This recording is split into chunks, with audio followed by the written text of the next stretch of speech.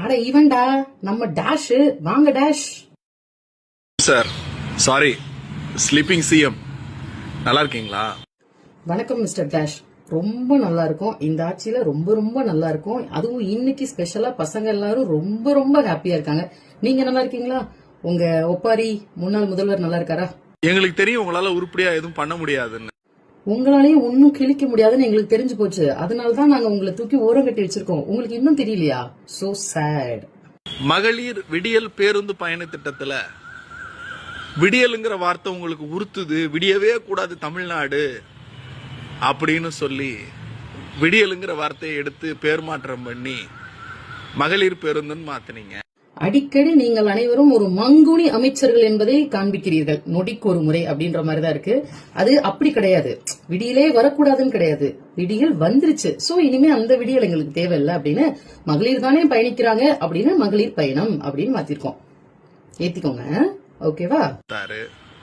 இப்ப கடைசியா முதலமைச்சர் காலை உணவு திட்டம்ங்கிற பேரை எடுத்துட்டு பெருந்தலைவர் காமராஜர் காலை உணவு திட்டம்னு வச்சிருக்கார்.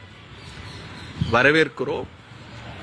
பெயரையோ நடிகர்கள் பெயரையோ வைக்கலையேங்கிறதுனால சந்தோஷப்படுறோம்.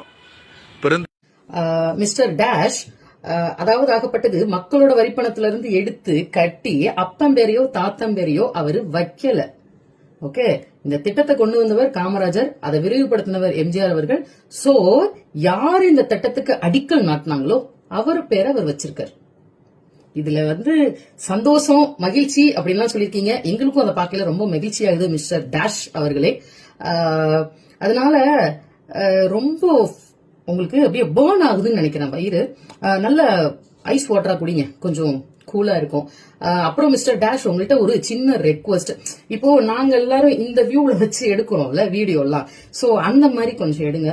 ரொம்ப ஜூம் பண்ணி இப்படி எல்லாம் காட்டாதீங்க, கொஞ்சம் பயமா இருக்கு.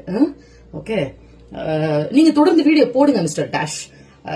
நீங்க இந்த மாதிரி எல்லாம் டேஷ் டேஷ் அப்படி வீடியோ போடல நாங்க அப்படியே பயந்து டேஷ் அப்படியே நாரா கிழிக்கிற அளவுக்கு வீடியோ போடுவோம்.